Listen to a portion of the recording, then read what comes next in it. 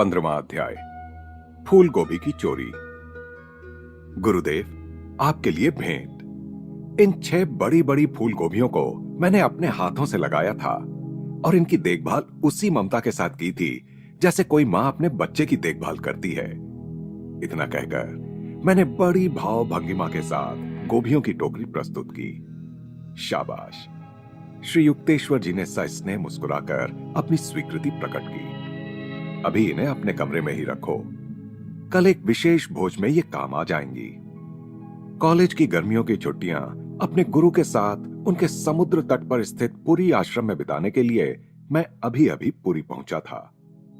गुरुदेव और उनके शिष्यों द्वारा निर्मित इस 2 मंजिले छोटे से सुंदर आश्रम के सामने ही बंगाल की खाड़ी है। खारी समुद्री हवा के झोंकों से और आश्रम के शांत वातावरण से तरोताजा होकर दूसरे दिन प्रातःकाल तड़के ही मैं जाग गया। गुरुदेव अपने कर्ण मधुर स्वर में मुझे पुकार रहे थे। मैंने अपनी प्रिय फूल गोभियों पर एक दुलार भरी दृष्टि डाली और उन्हें हिफाजत से अपनी खटिया के नीचे रख दिया। आओ समुद्र तट पर चलें। गुरुदेव आगे आगे चलने लगे। कई बालक शिष्य और मैं उनके पीछे फैले हुए झुंड में चलने लगे। गुरुदेव ने सौम्य आलोचना से भरी दृष्टि हम पर दौड़ाई। जब हमारे पाश्चात्य बंधुजन चलते हैं तब सामान्यतः उन्हें तालबद्ध ढंग से चलना अभिमानास्पद लगता है।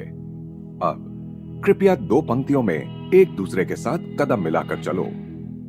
जब इस आज्ञा का पालन करते हुए हम चलने लगे तो श्री युक्तेश्वर जी की दृष्टि हम पर जमी रही। उन्होंने गाना शुरू कर दिया।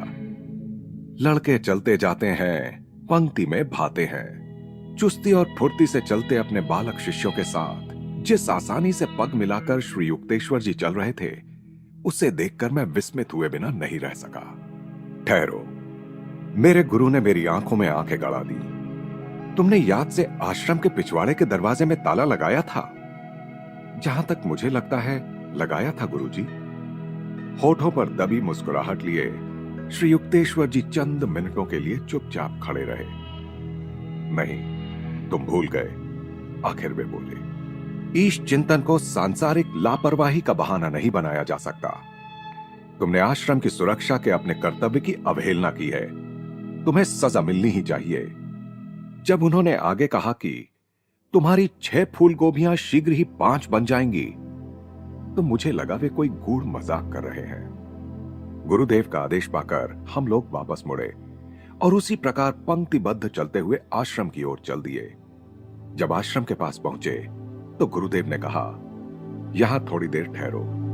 मुकुंद, अपनी बाईं तरफ अहाते के उस पार की सड़क को देखते रहो। अभी वहां एक आदमी पहुंचेगा, वही तुम्हारी सजा का माध्यम बनेगा। इन अगम्य शब्दों पर मन में उत्पन्न हुई परेशानी को मैंने मन में ही दबा लिया। सड़क पर शीघ्र ही एक किसान दिखाई पड़ा। वह अपने हाथ इधर उधर उछालकर निरर्थक भाव भंगिमाएं बनाता हुआ हास्यास्पद ढंग से नाच रहा था। कौतूहल से लगभग जड़ सा बना मैं उस हास्यप्रद दृश्य को एकटक देखता रहा। जैसे ही वह आदमी सड़क पर ऐसे स्थान पर पहुंचा जहां से वह हमारी दृष्टि से ओझल हो जाता, श्री युक्तेश्वर जी ने कहा, अब वह लौटकर वापस आएगा। उस किसान ने तुरंत अपनी दिशा बदल दी और आश्रम के पिछवाड़े की ओर चल पड़ा। रेत के एक मैदान को पार कर वह पीछे के दरवाजे से आश्रम में घुस गया। जैसा कि मेरे गुरु ने कहा था, मैंने दरवाजे में ताला नहीं लगाया था। शीघ्र ही वह आदमी मुझे बहुमूल्य लगने वाली मेरी एक गोभी हाथ में लिए बाहर आ गया। अब वह संपत्ति की महिमा से पूर्ण होकर संभ्रांत ढंग से चलने लगा। इस हास्य नाटिका का घटनाक्रम, जिसमें मेरी भूमिका एक लूटे जा रहे किंकर्तव्य विमूढ़ व्यक्ति की सी प्रतीत हो रही थी, इतना हतबुद्ध कर देने वाला भी नहीं था कि मैं गुस्से में आकर चोर का पीछा करना भूल जाऊं। सड़क की ओर आधी दूर ही मैं पहुंचा था कि गुरुदेव ने मुझे वापस बुला लिया। हंसी के मारे सिर से पांव तक उनका सारा शरीर हिल रहा था। बार बार उमड़ पड़ती हंसी के ठहाकों के बीच उन्होंने बताया, उस बेचारे पगले को एक फूल गोभी चाहिए थी। मैंने सोचा, उसे तुम्हारी असुरक्षित छोड़ दी गई गोभियों में से एक मिल जाए तो अच्छा ही होगा। मैं दौड़कर अपने कमरे में पहुंचा। वहां मैंने देखा कि उस चोर ने, जो स्पष्टतः केवल सब्जी चोर ही प्रतीत हो रहा था, कंबल पर खुलेआम पड़ी मेरी सोने की अंगूठियों, घड़ी और पैसे को छुआ तक नहीं था। इसके बदले वह रेंग कर खटिया के नीचे घुस गया था, जहां बाहर से बिल्कुल भी दिखाई न देने वाली गोभियों की वह टोकरी थी, जिसमें उसे अपनी एकमात्र मनोवांछित वस्तु मिल गई। उस दिन शाम को मैंने इस घटना को समझाने का अनुरोध श्री युक्तेश्वर जी से किया। मुझे लग रहा था कि इस घटना में कुछ सामान्य स्तर पर समझ में न आने वाली बातें थीं। मेरे गुरु ने धीरे धीरे सिर हिलाया। किसी दिन यह बात तुम्हारी समझ में आ जाएगी। विज्ञान शीघ्र ही इन गुप्त नियमों में से अनेकों को खोज निकालेगा। कुछ वर्षों बाद जब रेडियो की चमत्कारपूर्ण ध्वनि विस्मयचकित विश्व में गूंजने लगी, तो मुझे गुरुदेव की भविष्यवाणी स्मरण हो आई। काल और देश की युगों पुरानी कल्पना का उन्मूलन हो गया। किसी का घर इतना छोटा नहीं रहा कि उसमें लंदन या कोलकाता प्रविष्ट ना हो सके।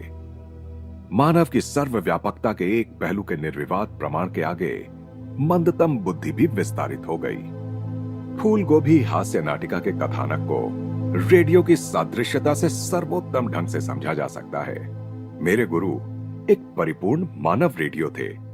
विचार और कुछ न होकर केवल आकाश यानी ईथर में संचरण करने वाले सूक्ष्म स्पंदन हैं। जिस प्रकार रेडियो एकदम सही स्टेशन मिलाते ही हर दिशा से आने वाले हजारों अन्य कार्यक्रमों में से आपको जो गाना सुनना है वह पकड़ लेता है, उसी प्रकार विश्व में विचारों को प्रसारित करने वाले मानव मनों के असंख्य विचारों में से एक अचूक प्रसंगोचित विचार यानी फूल गोभी के लिए लालायित उस अर्ध विक्षिप्त मनुष्य के विचार के प्रति श्री युक्तेश्वर जी उस समय अत्यंत संवेदनशील रूप से ग्रहणशील हो गए थे। समुद्र तट की ओर चलते समय जैसे ही गुरुदेव ने उस किसान की साधारण लालसा के विचार को पकड़ा, वैसे ही वे उस लालसा की पूर्ति करने के लिए तैयार हो गए। उनकी दिव्य दृष्टि ने शिष्यों को दृष्टिगोचर होने के पहले ही सड़क पर नाचते आ रहे उस आदमी को देख लिया था। आश्रम के दरवाजे में ताला लगाने की मेरी भूल से गुरुदेव को मुझे अपनी प्रिय गोभियों में से एक से वंचित कर देने का सहज बहाना मिल गया था। इस प्रकार एक ग्राही यंत्र का काम करने के बाद श्री युक्तेश्वर जी ने अपनी अत्यंत शक्तिशाली इच्छा शक्ति को प्रयुक्त कर एक प्रसारण यंत्र का काम किया। उस भूमिका में उन्होंने उस मनुष्य को अपनी दिशा बदलने और केवल एक फूल गोभी के लिए एक निश्चित कमरे में जाने का सफलतापूर्वक निर्देश दिया। अंतर्ज्ञान आत्मा का मार्गदर्शन है, जो मनुष्य के मन में तब स्वाभाविक रूप से प्रकट होता है जब वह शांत होता है। लगभग हर व्यक्ति को कभी ना कभी कोई सच्चा पूर्व संकेत मिलने का अनुभव है, जिसका कोई स्पष्टीकरण नहीं होता, या कभी ना कभी लगभग हर व्यक्ति ने किसी दूसरे व्यक्ति को अपने विचार सटीक रूप से संप्रेषित किए हैं। चंचलता या अशांति की खरखराहट से मुक्त हुआ मानव मन जटिल रेडियो यंत्रावली के समस्त कार्य करने में समर्थ हो जाता है, जिसमें वह विचारों को भेज भी सकता है और ग्रहण भी कर सकता है तथा अवांछनीय विचारों को अंदर आने से रोक भी सकता है।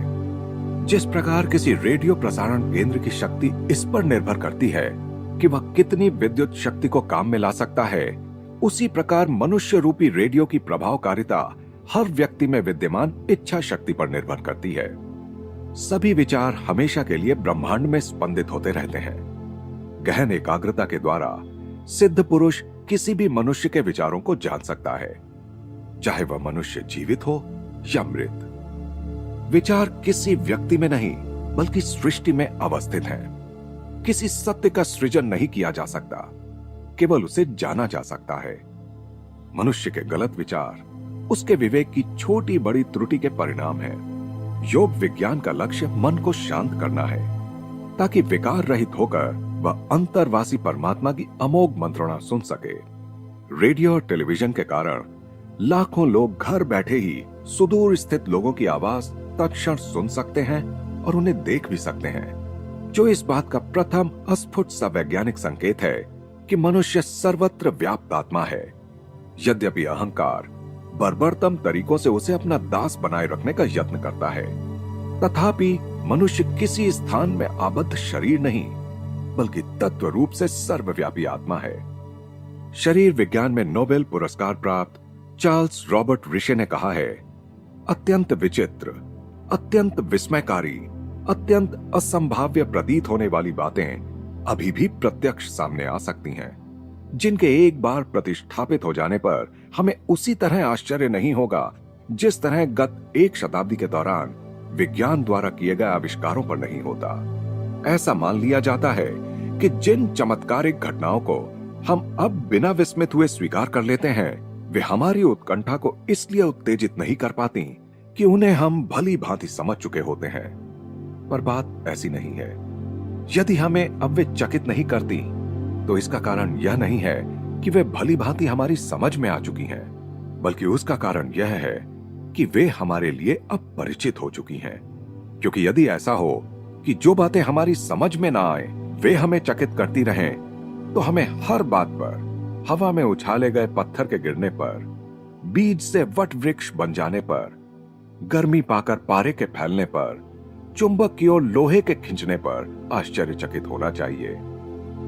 आज का विज्ञान तो फिर भी एक साधारण बात है। जिन आश्चर्यकारक सत्यों का हमारी आने वाली पीढ़ियां आविष्कार करेंगी, वे अभी भी हमारे चारों ओर विद्यमान हैं और एक प्रकार से कहें तो हमारी आंखों में आंखें डालकर हमें घूर रहे हैं, परंतु फिर भी हम उन्हें नहीं देख पाते।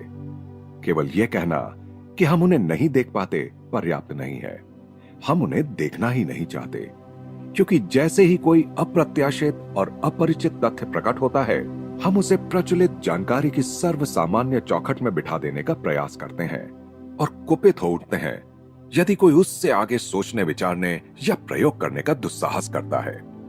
इतने अविश्वसनीय ढंग से मेरी गोभी की चोरी हो जाने के कुछ ही दिन बाद एक बड़ी ही विनोदी घटना घटी। मिट्टी के तेल का एक कंदील ढूंढने पर भी नहीं मिल रहा था। अपने गुरु की सर्वदर्शी अंतर्दृष्टि का हाल ही में परिचय मिलने से मैंने सोचा कि वे प्रदर्शित कर देंगे कि उस कंदील को ढूंढना उनके लिए बच्चों का खेल है। गुरुदेव मेरे मन की बात ताड़ गए। अति गंभीरता का दिखावा करते हुए उन्होंने सब आश्रम वासियों से पूछताछ की। एक बाल शिष्य ने स्वीकार किया कि उसने पिछवाड़े के आंगन में स्थित कुएं पर जाने के लिए उस कंदील का उपयोग किया था। श्री युक्तेश्वर जी ने गंभीर स्वर में आदेश किया, उस कंदील को कुएं के पास खोजो। मैं दौड़कर वहां पहुंचा। कंदील कहीं नहीं था। छोटा सा मुंह बनाकर अपने गुरु के पास लौट आया।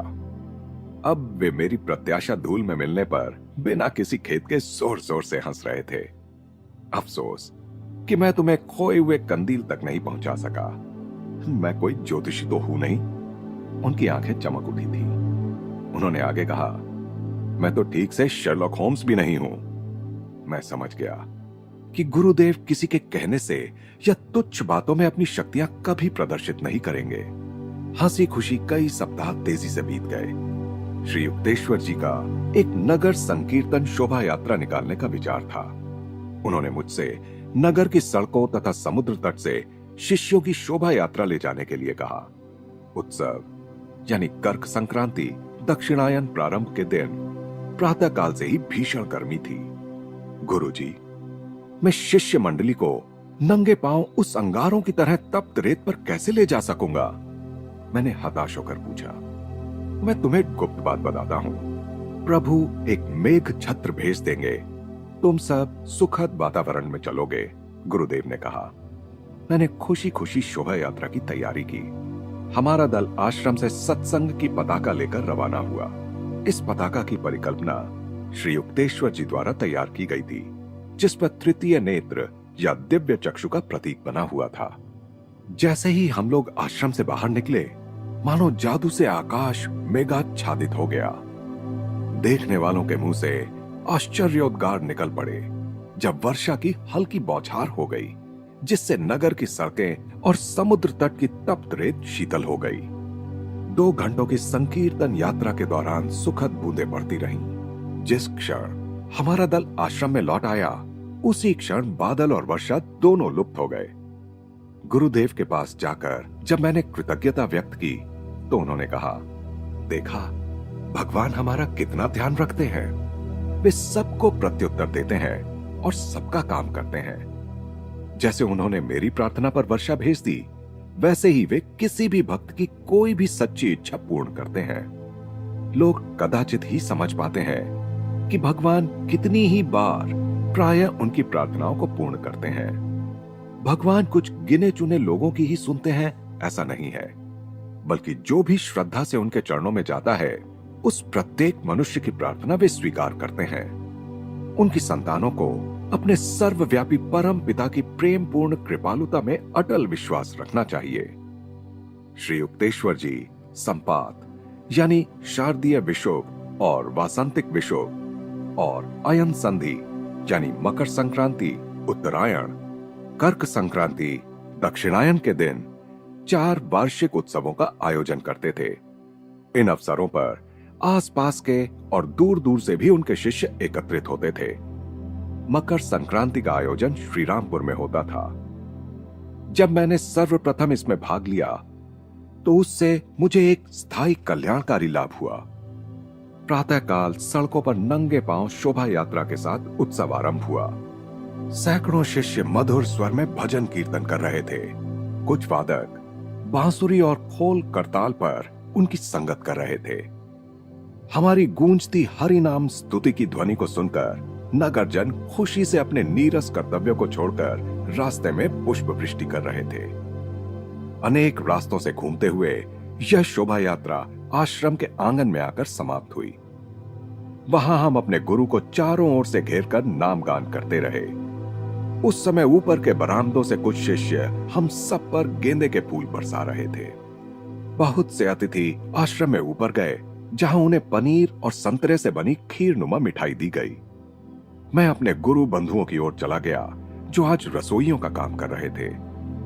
इतनी बड़ी संख्या में जब लोग आते थे, तब खाना बाहर खुली जगह में ही बड़े बड़े हंडों में बनाना पड़ता था। ईंट मिट्टी के चूल्हों में जलने वाली लकड़ियों से धुआं उठ रहा था, जिससे आंखों में पानी आ रहा था, पर हम अपने काम में प्रसन्नता पूर्वक लगे हुए थे। भारत में धार्मिक उत्सवों को कभी कष्टकर नहीं माना जाता। प्रत्येक भक्त अपना अपना योगदान देता है। कोई पैसा देता है, कोई चावल या सब्जियां, अथवा कोई व्यक्तिगत परिश्रम की सेवा अर्पण करता है। भोज की तैयारी की हर छोटी मोटी बात का स्वयं ध्यान रखने के लिए शीघ्र ही गुरुदेव भी हम लोगों के बीच आ पहुंचे। हर क्षण व्यस्त रहते हुए भी वे अत्यंत फुर्तीले युवा शिष्यों के साथ साथ परिश्रम कर रहे थे। ऊपर की मंजिल पर हारमोनियम और खोल की संगत के साथ संकीर्तन चल रहा था। श्री युक्तेश्वर जी कौतुक के साथ उसे सुन रहे थे। उन्हें संगीत का पूर्ण ज्ञान था। वे बेसुरा गा रहे हैं। गुरुदेव रसोइयों को छोड़कर संगीत वालों के बीच पहुंच गए। संगीत की धुन फिर सुनाई दी। इस बार वह सही स्वर ताल में थी। संसार में संगीत विज्ञान की सबसे पहली जानकारी सामवेद में उपलब्ध है। भारत में संगीत, चित्रकला एवं नाट्य कला को दैवी कलाएं माना जाता है। अनादि अनंत त्रिमूर्ति ब्रह्मा, विष्णु और शिव आद्य संगीतकार थे। शास्त्र पुराणों में वर्णन है कि शिव ने अपने नटराज या विराट नर्तक के रूप में ब्रह्मांड की सृष्टि, स्थिति और लय की प्रक्रिया के नृत्य में लय के अनंत प्रकारों को जन्म दिया। ब्रह्मा और विष्णु करताल और मृदंग पर ताल पकड़े हुए थे। विद्या की अधिष्ठात्री देवी सरस्वती को सभी तार वाद्यों की जननी वीणा बजाते हुए दिखाया गया है। हिंदू चित्रकला में विष्णु के एक अवतार श्री कृष्ण को मुरली के साथ चित्रित किया गया है। उस मुरली पर वे माया में भटकती आत्माओं को अपने सच्चे घर को लौट आने का बुलावा देने वाली धुन बजाते रहते हैं। राग रागिनियां या सुनिश्चित स्वर क्रम हिंदू संगीत की आधारशिलाएं हैं। 6 मूल रागों की 126 शाखाएं उपशाखाएं हैं, जिन्हें रागिनियां यानी पत्नियां और पुत्र कहते हैं। हर राग के कम से कम 5 स्वर होते हैं। एक मुख्य स्वर यानी वादी या राजा, एक अनुषंगिक स्वर यानी संवादी या प्रधानमंत्री, 2 या अधिक सहायक स्वर यानी अनुवादी या सेवक, और एक अनमेल स्वर यानी विवादी या शत्रु। 6 रागों में से हर एक राग की दिन के विशिष्ट समय और वर्ष की विशिष्ट ऋतु के साथ प्राकृतिक अनुरूपता है, और हर राग का एक अधिष्ठाता देवता है जो उसे विशिष्ट शक्ति और प्रभाव प्रदान करता है। इस प्रकार हिंडोल राग को केवल वसंत ऋतु में उषा काल में सुना जाता है। इससे सर्वव्यापक प्रेम का भाव जागता है। दीपक राग को ग्रीष्म ऋतु में सांध्य बेला में गाया जाता है। इससे अनुकंपा या दया का भाव जागता है। मेघ राग वर्षा ऋतु में मध्याह्न काल के लिए है। इससे साहस जागता है। भैरव राग अगस्त, सितंबर, अक्टूबर महीनों के प्रातः काल में गाया जाता है। इससे शांति उत्पन्न होती है। श्री राग शरद ऋतु की गोधूली बेला में गाया जाता है। इससे विशुद्ध प्रेम का भाव मन पर छा जाता है। मालकौंस राग शीत ऋतु की मध्यरात्रि में गाया जाता है। इससे वीरता का संचार होता है। प्राचीन ऋषियों ने प्रकृति और मानव के बीच ध्वनि संबंधों के इन नियमों को खोज निकाला। चूंकि प्रकृति नाद ब्रह्म या प्रणव झंकार या ओंकार ध्वनि का घनीभूत रूप है, अतः मनुष्य विशिष्ट मंत्रों के प्रयोग द्वारा सारी प्राकृतिक अभिव्यक्तियों पर नियंत्रण प्राप्त कर सकता है।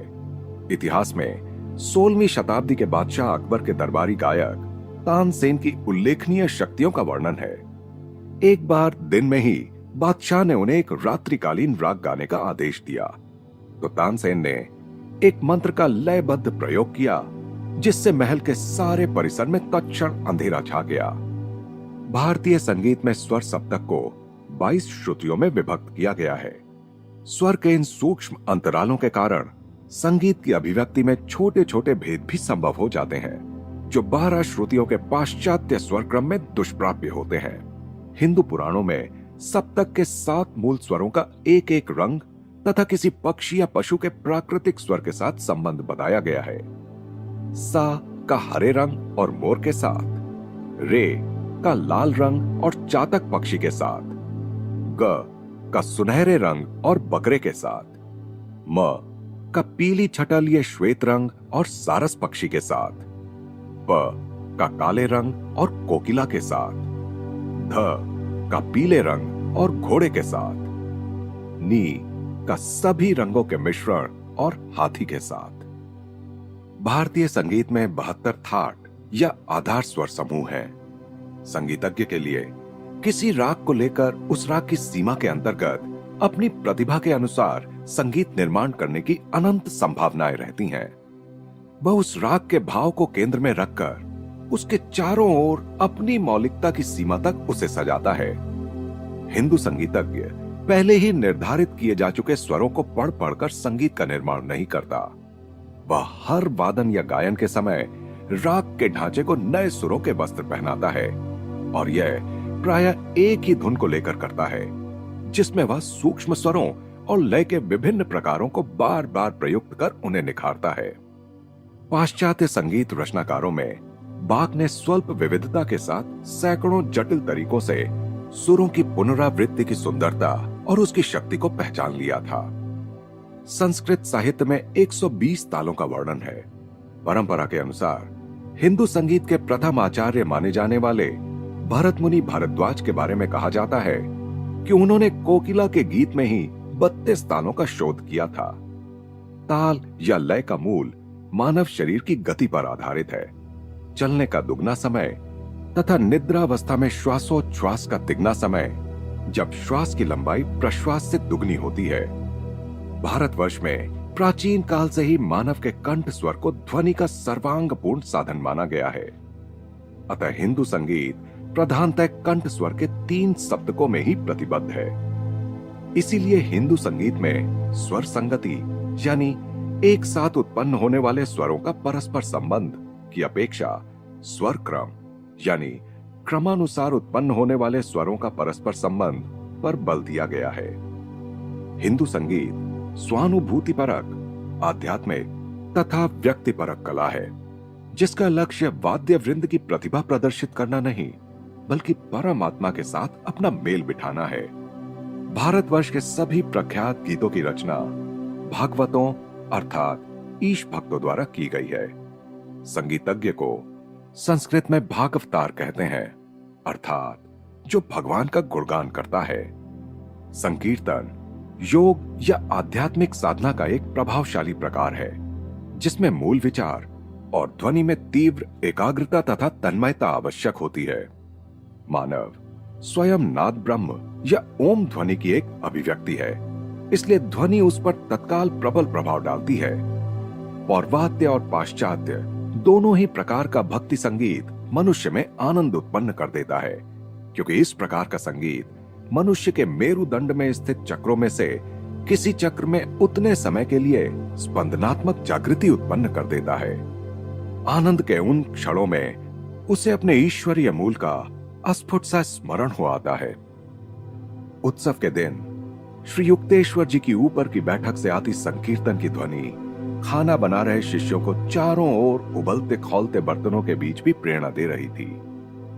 मेरे गुरु भाई और मैं आनंदित होकर हाथ से ताल बजाते हुए टेक गा रहे थे। सूर्यास्त तक हम लोगों ने अपने सैकड़ों अतिथियों को खिचड़ी, सब्जी और चावल की खीर का भोजन करा दिया था।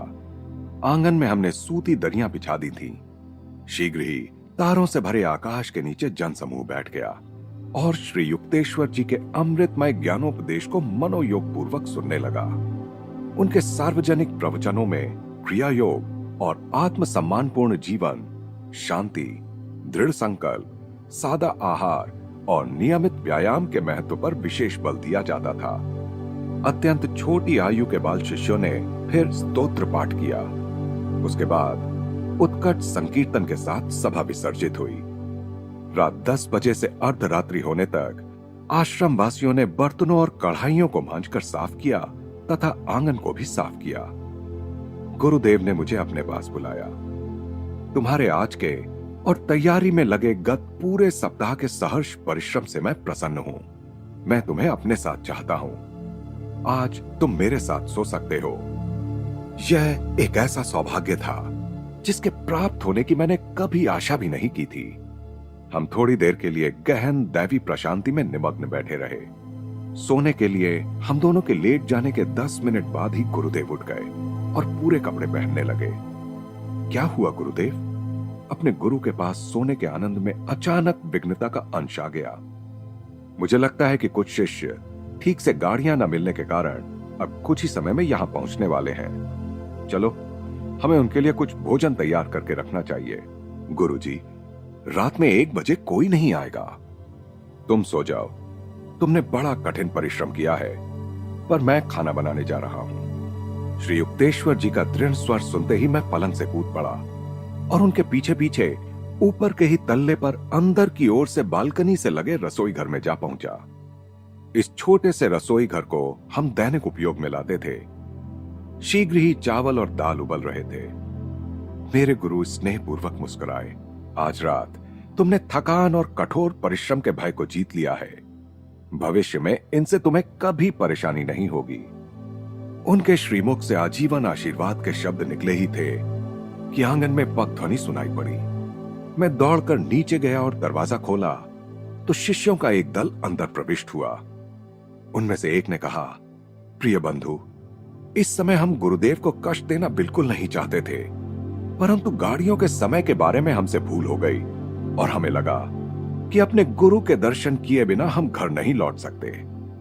वे आप लोगों की प्रतीक्षा कर रहे हैं और आपके लिए भोजन भी बना रहे हैं। श्री युक्तेश्वर जी की स्वागत वाणी गूंज उठी। मैं विस्मय चकित अतिथियों को रसोई घर में ले गया। गुरुदेव मेरी ओर मुड़े। उनकी आंखों में चमक नाच रही थी।